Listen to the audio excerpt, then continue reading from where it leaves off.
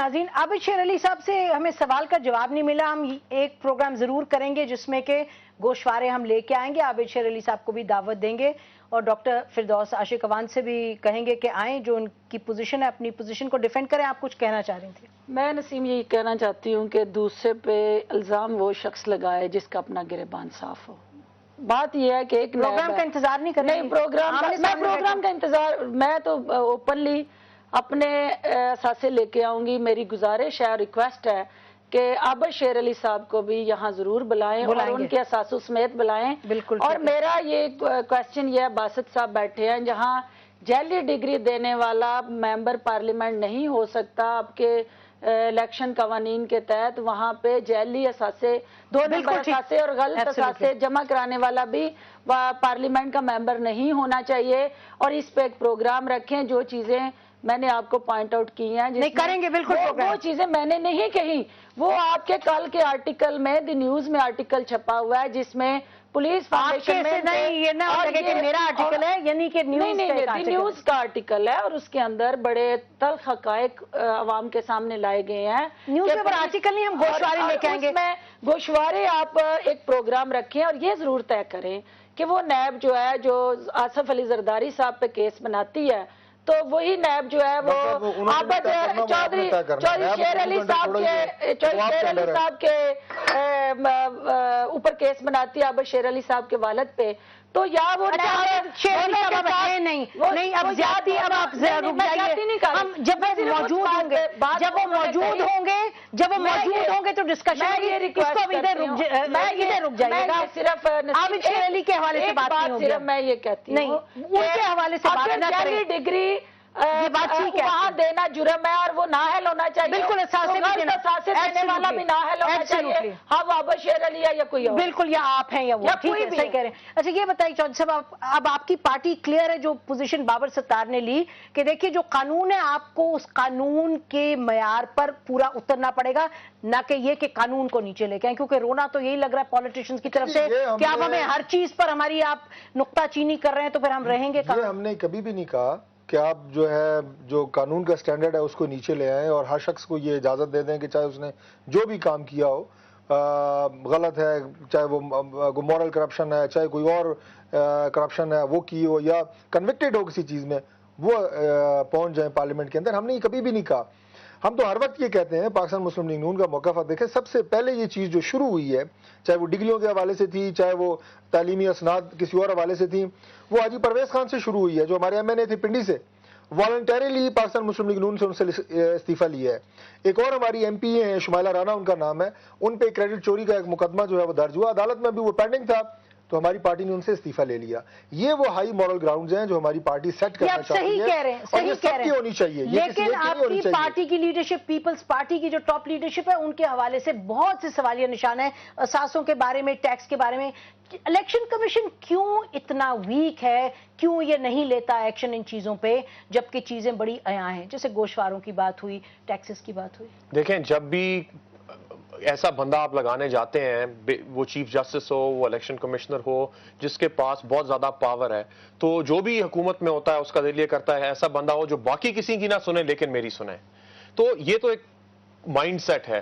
اب انڈیا کے اندر بہت پاورفل الیکشن کمیشن ہے، یہاں تک کہ بائی الیکشنز میں وہ پرائم منسٹرز کو جانے نہیں دیتے، چیف منسٹرز کو جانے نہیں دیتے. ہم نے بائی الیکشنز میں دیکھا کہ پرائم منسٹر صاحب جا کے تقریریں کر رہے تھے اور دیکھیں ایک کانسیپٹ، چیف منسٹر بھی اپنے گئے، مطلب ہر ایک رول آف لا کا کانسیپٹ ہے. پی پی پی کنسسٹنٹلی یہ بات کہتی ہے عوام کی عدالت. اگر فیصلہ سارا عوام کی عدالت نے کرنا ہے تو پھر 62 63 تو کانسٹیٹیوشن میں ہوتے ہیں، پھر ڈسکوالیفیکیشن ڈالنے کی کیا ضرورت ہے؟ پھر سارے لوگ الیکشن لڑ سکتے ہیں اور جو بھی جیت جائے گا وہ جیت جائے گا، پھر تو لیگلی ڈسکوالیفیکیشن آپ کو ڈالنے کی ضرورت نہیں ہے. عوام کا ایک فرقے کا قتل ختم کر. اور دوسری بات یہ کہ دیکھیں پارٹی لیڈرشپ نے ایک مورل ہائی ٹون سیٹ کرنی ہے.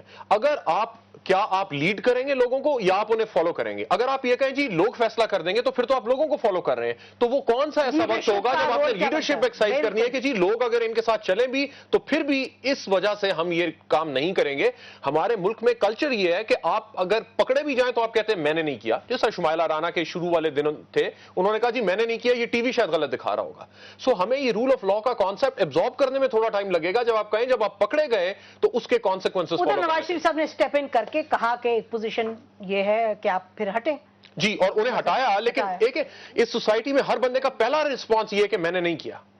लेकिन अब वो रिस्पांस मेरा ख्याल है जरा इरोड हो रहा है, क्योंकि बात इतनी उठ के सामने आई है जाली डिग्रीज के हवाले से। मेरा ख्याल है असासुन तक अभी बात नहीं पहुंची, उधर भी ले जानी पड़ेगी बात। जी, मैं ये कहना चाहती हूँ नसीम के बाबर साहब कानूनदान है, मैं उस कानून का एहतराम करती हूँ, मैंने उसके तहत इलेक्शन लड़ा, इन्होंने इलेक्शन लड़ा।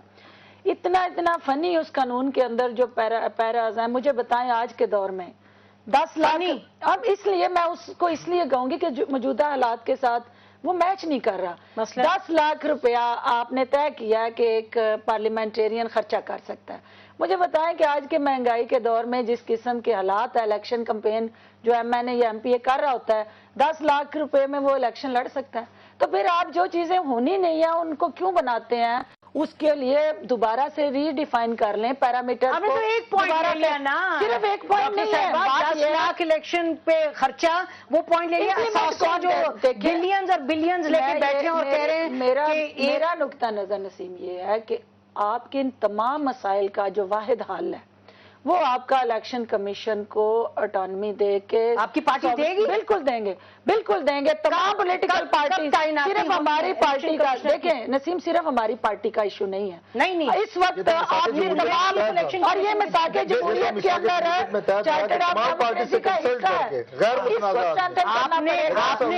आपने गैर मुतनाज़ा नहीं पॉइंट किया। अभी आपका जो है ये एक पहला स्टेप। आप देखें 18th अमेंडमेंट पे अगर हम कंसेंसस कर सकते हैं तो इलेक्शन कमीशन की तैनाती और दूसरी चीजों पे भी हो सकता है। और इसमें नसीम, ये जो बात कह रही है, देखें ये दोनों बातें इतनी इंट्रिंसिकली लिंक्ड हैं कि असासे और कैंपेन फाइनेंस, 10 लाख रुपए आप अपने असासे शो करेंगे कि आपने 10 लाख रुपए बचाए कमा के, तो फिर आप उसे इलेक्शन पे खर्च करेंगे ना।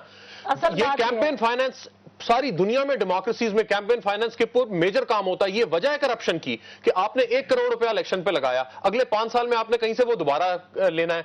जब तक कानून रोकेगा नहीं कि आपने पैसे कितने, आपका तो ख्याल है कि जब आप एक दफा उसमें अमेंडमेंट्स कर लें और उसमें चेंजेस कर लें और तमाम पॉलिटिकल पार्टी मिल के करें। हम डिग्रियों के केसेस के लिए थे यहाँ पे बहस करने, डॉक्टर साहब ने 2 नए इकट्ठे खोल दिए हैं, क्योंकि वो कह रही है फरिश्ते नहीं है, एक असासों का और एक इलेक्शन। मैंने ये नहीं कहा कि हमें करने दें, मैंने कहा कि वो कानून जिसके तहत एक शिक को आप टारगेट कर रहे हैं उसके तहत और बहुत कुछ है, फिर उसको भी खोलें। ये मैं सिर्फ ये अर्ज करना चाह रहा हूँ कि हमारे इलेक्शंस के ऊपर बाज ऐसे हल्के हैं, रिकॉर्ड पे साबित हो सकता है, जहां पे अखराजात वाकई 10 लाख से कम होते हैं। पंजाब के ऐसे हल्के हैं जहां पे इस तरह के झंडे, बैनर्स, पोस्टर, स्टिकर्स, खर्चे तो इसी पे होते हैं ना, आपकी पब्लिसिटी पे होते हैं, वहां पे नहीं होती। वहां पे खर्चा पेट्रोल डीजल का होता है। ये जो निसार साहब का हल्का है, खर्चा 5 लाख से भी कम है, मैं आपको साबित कर सकता हूं।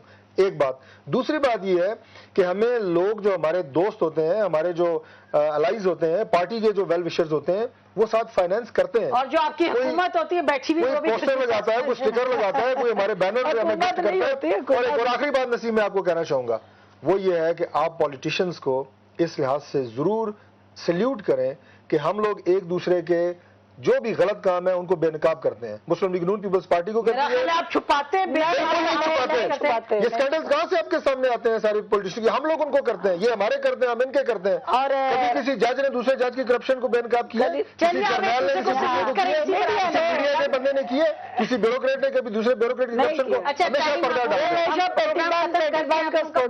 और एक आखिरी बात नाज़रीन, इसी के साथ आज का प्रोग्राम खत्म करते हैं। जाली डिग्रीज का जो मसला है वो अहम है और आने वाले दिनों में उसका जो नतीजा है वो हमारे सामने आएगा। यकीनन एक अकाउंटेबिलिटी का प्रोसेस जाली डिग्रीज के हवाले से शुरू होना चाहिए था, वो शुरू हो गया है और बात शायद अकाउंटेबिलिटी की इधर नहीं रुकेगी, असासों पे भी बात चलेगी और मेरा ख्याल है चलनी चाहिए, लेकिन ये सब की सब जो पाकिस्तान का आइन है उसके दायरे कार में रहते हुए। इसी पर आज का प्रोग्राम खत्म करते हैं। बहुत शुक्रिया। खुदा हाफिज। पाकिस्तान जिंदाबाद।